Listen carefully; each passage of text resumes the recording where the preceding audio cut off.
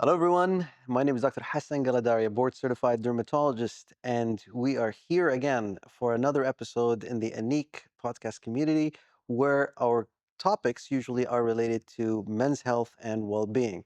And for today's episode, we've got a special guest that is going to help us explore the areas in which a man is pretty much is necessary for in terms basically raising a family, putting a family together, and really kind of establishing something that is of substance.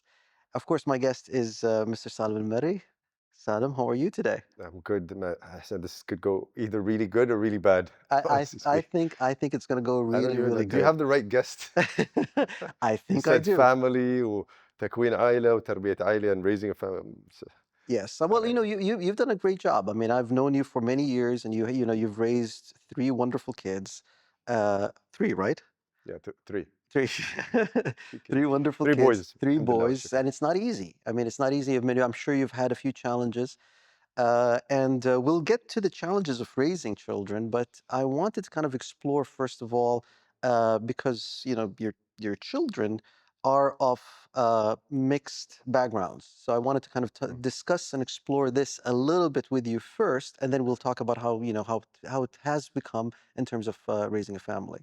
Well, first of all, I just want to say thank you for inviting me to this podcast. It's not every day that you get to work on a project with a close friend and a best friend. And for those of you who don't know, me and Hassan go way back. I think our uncles and our families knew each other, and then we met through summer internship, That's right. and That's then right. we were friends through high school. Although you were in Mawakab, and I personally was Ittihad Mamzar, and then EISJ, and then we also met in Boston when I was doing my you were residency in doing your Boston. residency. That's Yes, it, and you were our neighbor in Dexter Park. that's right. Yes. Yep. So we go way back. And if you're wondering why Hassan is in such great shape, that's because how many years ago did I put you on the gym path? We were on a 6 week program, and We were on a 6 week the program. 6 week program has been going on for over the past, I would say, 15, 20 years now. 15 days. It's not finished yet, huh? No, not at It all. keeps renewing. لا ما شاء الله عليك ما عليك زود دكتور. You've been keeping in great health and great shape. Your hairdo is definitely better than mine. I didn't have Thank you, time to comb my hair. thank you for the compliments. Now let's delve deep into the subject here, Saddam. So tell us a little bit Hold more. on a second. Let me get my cheat sheet. Okay. All right. What's your first question? So the first question is that so we're talking about marriage. Mm. I'm gonna say it out there for all the people who know me. I've been married twice, and but two of my marriages, of course, have been of the traditional kind. The first one was pretty much more or less on an arranged basis. The second one is somebody that I knew from medical school, and we knew each other, and that's how I got to know her, and then we got married. Mm. In your case, it was a little bit different. So, I mean, we just wanted to kind of explore that aspect of things and then, how it was basically putting together a family here in the UAE. Yeah, so I got married very young. I think it was June 6, 2002. I'm glad that you remember the date of your marriage. Yeah, You get extra brownie points there. I just checked it up before I came in here. It's in my notes. I got married very young, and it was towards my last. So you were in college, I was in college. okay? I was in And how did college. you meet your future spouse during that time? We met in language school. It started when we met in language school. So when I went to Boston, I went into BU to study English for the first semester, and then I got enrolled in Northeastern's mechanical engineering program. Hmm. She was in the same Boston University English school. She ended up later going to Boston College, doing a semester or two over there, and then switching to Northeastern Okay, so you've known each other during college years since 1999. since 19. So from 1999 till 2002, you've known each other. You've probably been courting each other, getting to know one another even more. When did you decide? And can you tell us a little bit more? I mean, where is she from? So my wife is from Japan. She's from a city called Kobe, Hmm. and I think you guys might know Kobe from The the beef beef. You might know or it Kobe from Bryant? or Kobe Bryant. Yep, that's it. You also might know it from companies like ASICS. So Uh-huh. ASICS comes Ah, Onitsuka Tiger. Like, Onizuka Tiger. That comes from Japan. Kobe, Kobe Steel. A little down the road is Mizuno and Nintendo at Thank you Kyoto. for the geography So should lesson. I? Okay. Gotta advertise this for you. All right. You Good. know. Good. So she's from there. She comes from a very traditional family. Back then, I think the rich Koreans and the rich Japanese used to send their kids to the East Side or to LA to study in these big universities. Hmm. So we met in college, yeah. And she was So, of a very traditional origin, very so conservative. it's interesting that you mentioned this. So she was conservative, very traditional, and I'm assuming that you're also a little bit traditional and conservative. So you also come in from a traditional conservative background. So both of you are conservative. I had a very traditional family, Hmm. that's for sure. But my dad and my uncles all were well traveled. Hmm. I mean, back in the 90s, they used to take us to the States when people used to be traveling to London, Germany, or India, عشان يصيفون for Sure, summer. sure. But we'd be going to the States. So I grew up around cultures like Terminator, Michael J. Fox, Right. America's Funniest Home Videos. But I was that kind of a kid.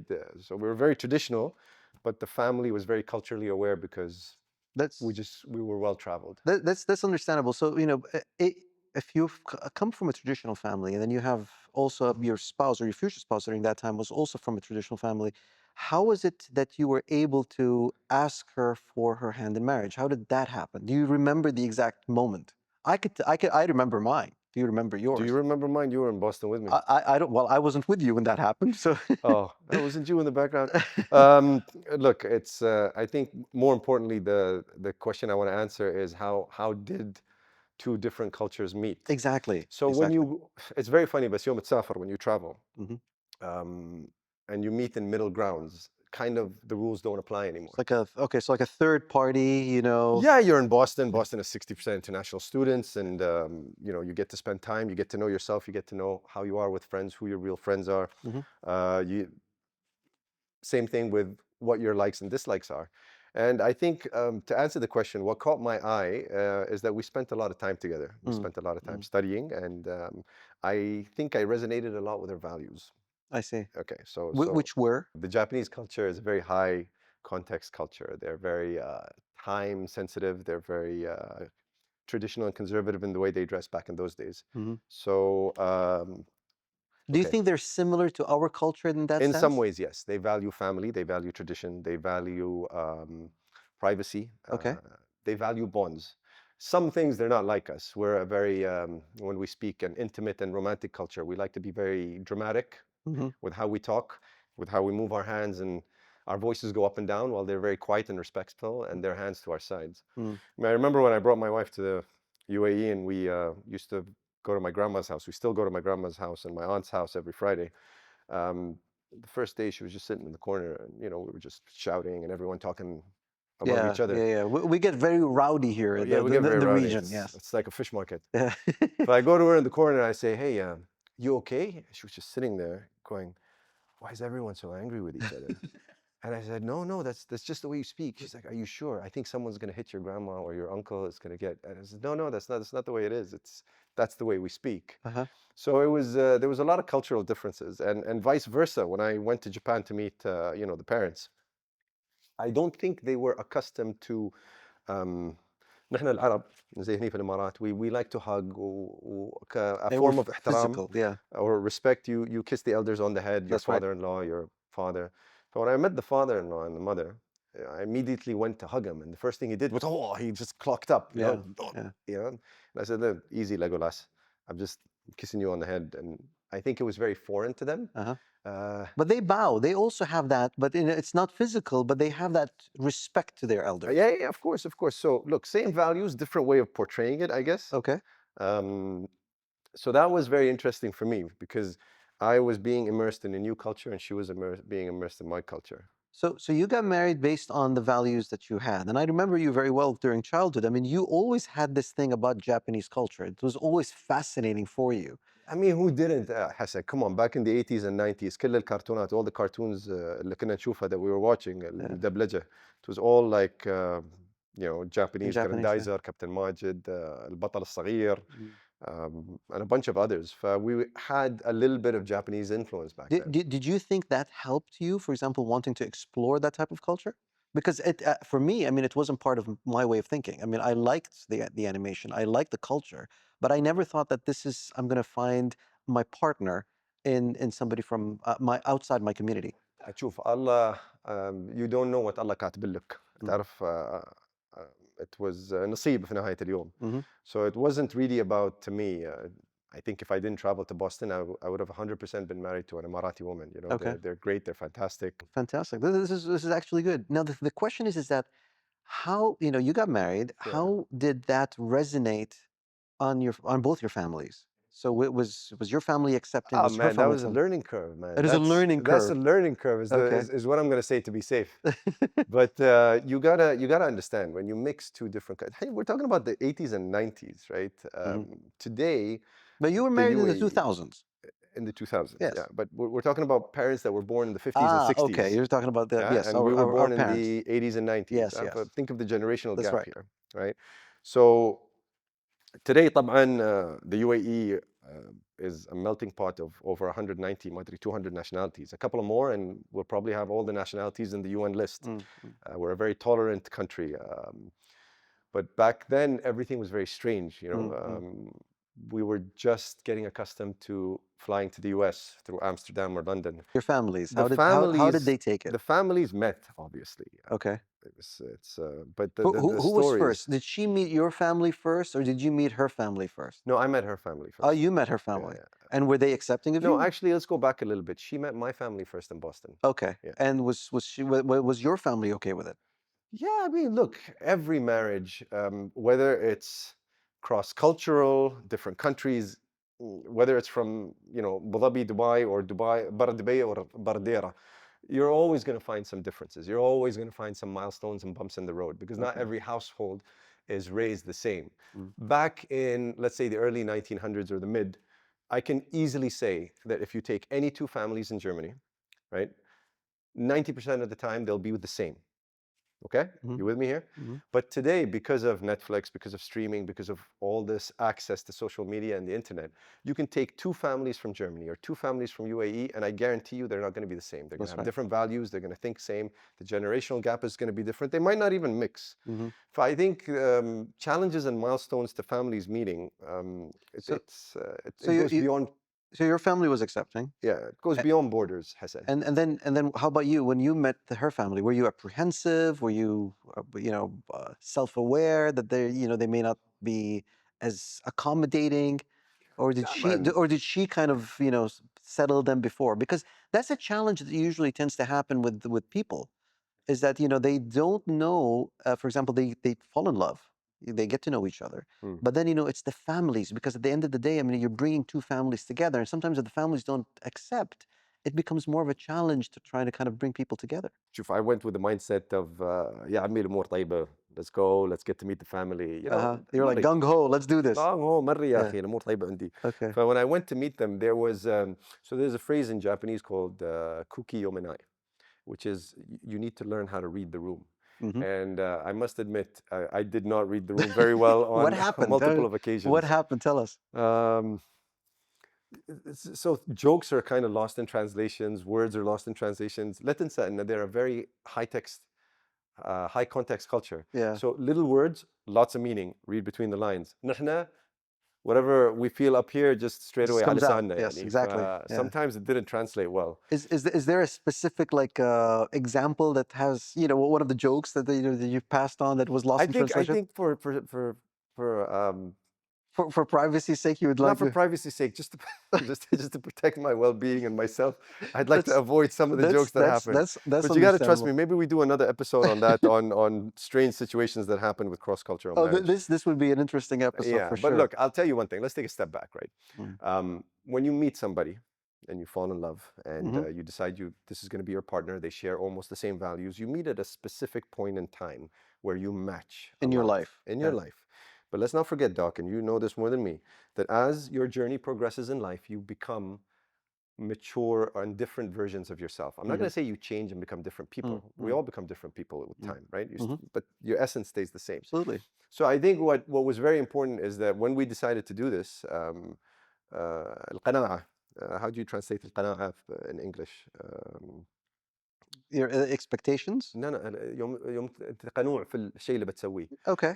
So you are absolutely convinced and you're not going to look back. Okay. You say, okay, this is what we're going to do and we're going to make it work. No decision is the right decision or the wrong decision. Okay.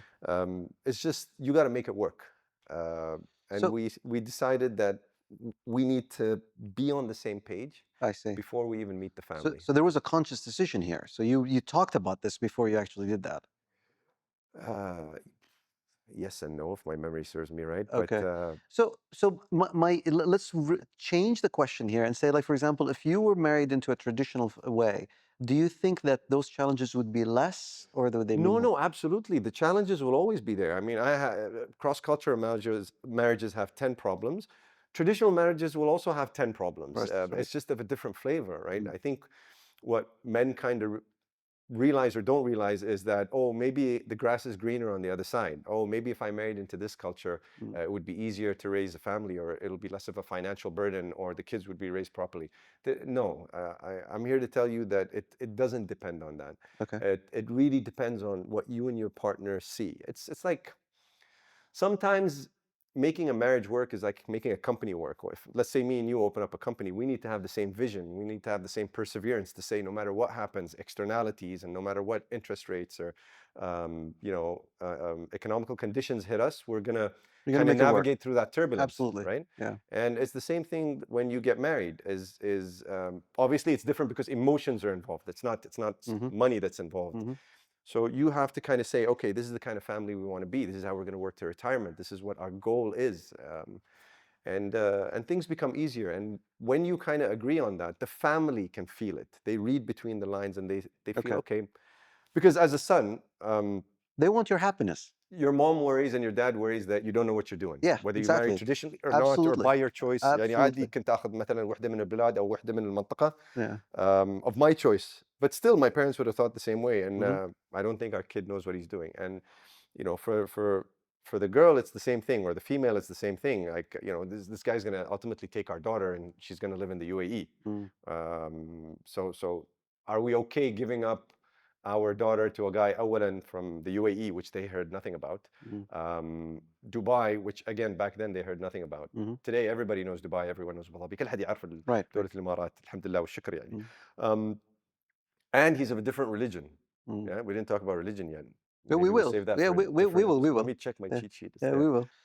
So okay. So we've discussed the families. I think we've kind of To really answer your ironed things out. question, it wouldn't have made a difference if I married someone from here, someone from the area, someone from the West. Like I So, said, it's no longer about where you marry from. It's about so how you were raised and what their values are. and how much of an effort you would put into this relationship? I think this is That's to make the relationship work, work. obviously. Yeah, you get together with your partner and you Mm. say, look, we're going to make this work. And Salam, we've talked about the whole marriage aspect of things, and we mm, completely understand how much of a challenge it is to, and at the same time, apparently, it's very gratifying to kind of circumnavigate such something like this.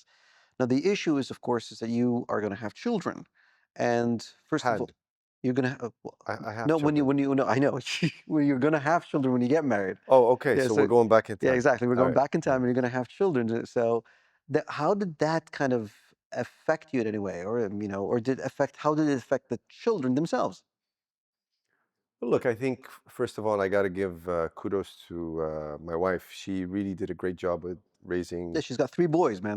It's difficult Was as it it. three? Oh, it's three. Last time I checked. Last time I checked. Okay. So we've got three beautiful boys. She's put a lot of effort into raising them. I just want to put it out there. And I don't think I would have done, or we would have done such a great job if it wasn't for her.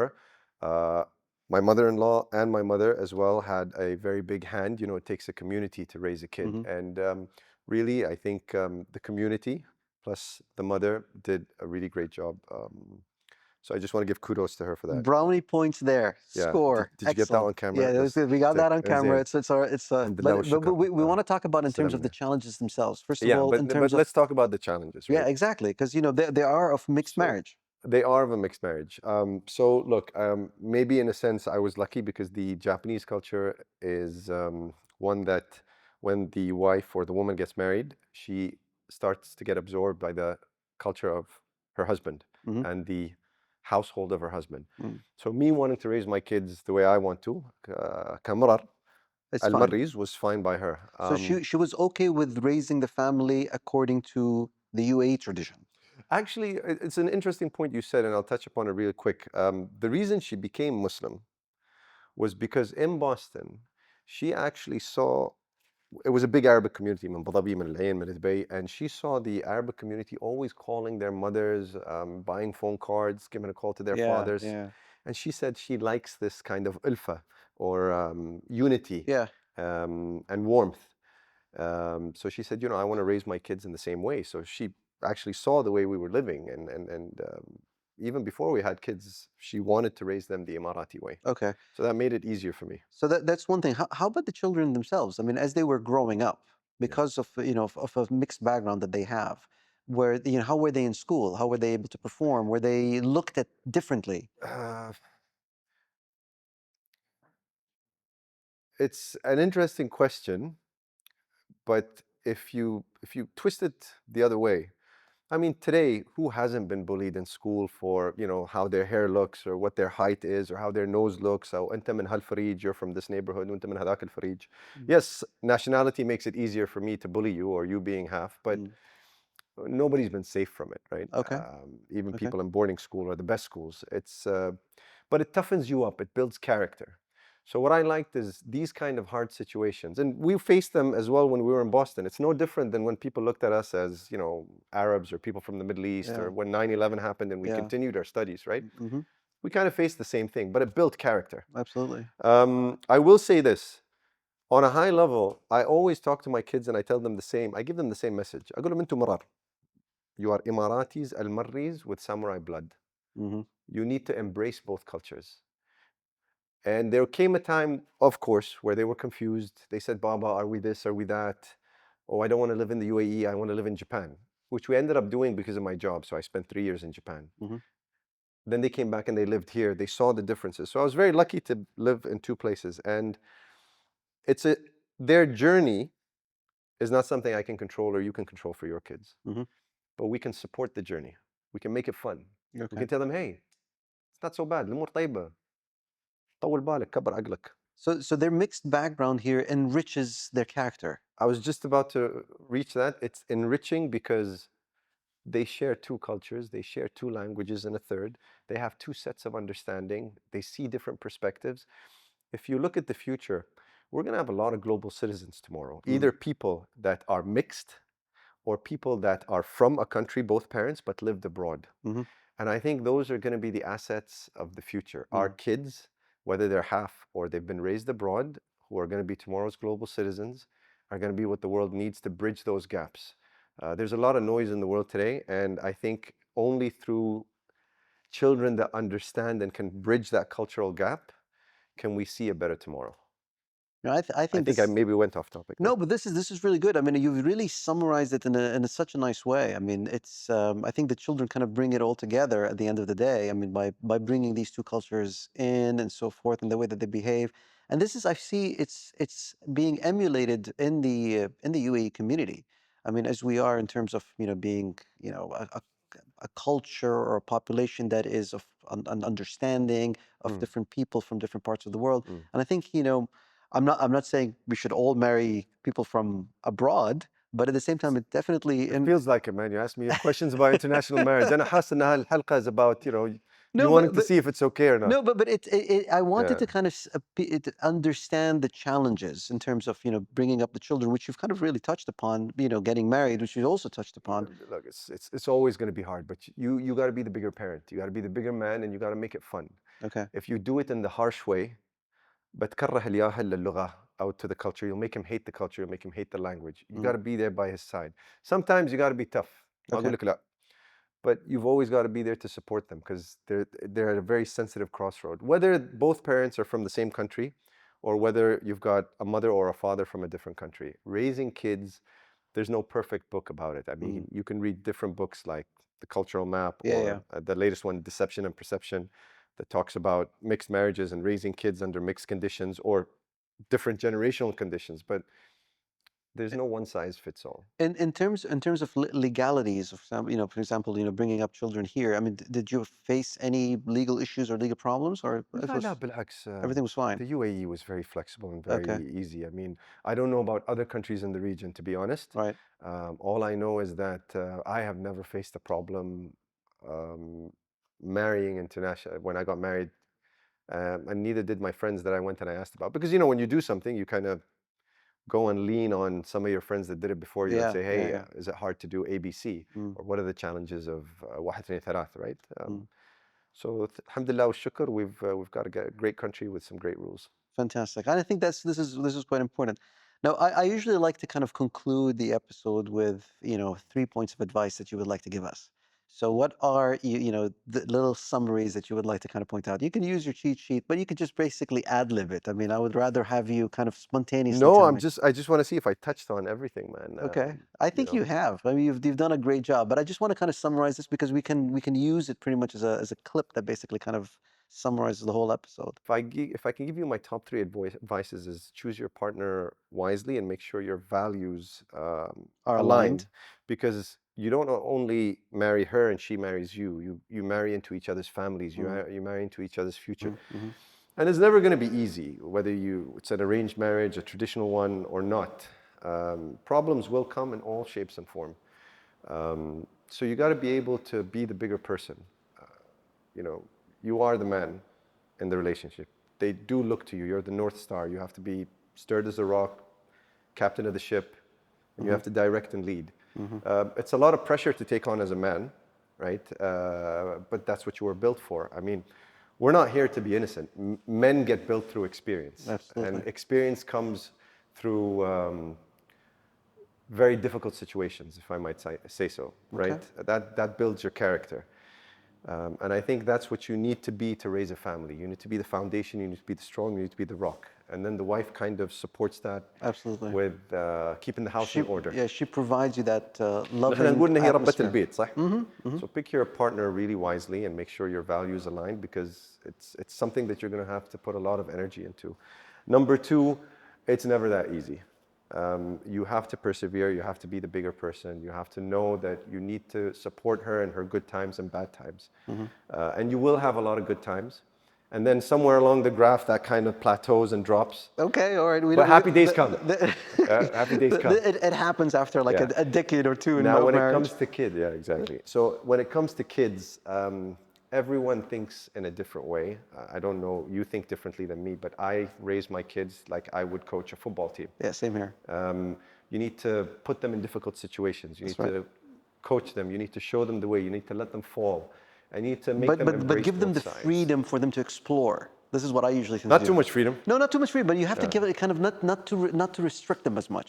Just give Let them me the say freedom to this, explore. the third point. You got to prepare your team of kids or kid for what's going to happen out there in the future. Because Absolutely. life is going to be their best teacher and their worst teacher. Salem, I got to tell you, I mean, this was a wonderful episode. I'm very proud to have known you all for all these years, and hopefully this I hope episode, he's not saying that just for the hopefully camera. Wait, let this me see. episode shall still continue our friendship together. You asked me some pretty tough questions, Doc. But I'm glad. Thank you so much for being with us. Thanks a No, no, lot. thank you. It was a good pleasure. Difficult questions, بس مشكور. ما عليك زود دكتور. Thank you. Thank you.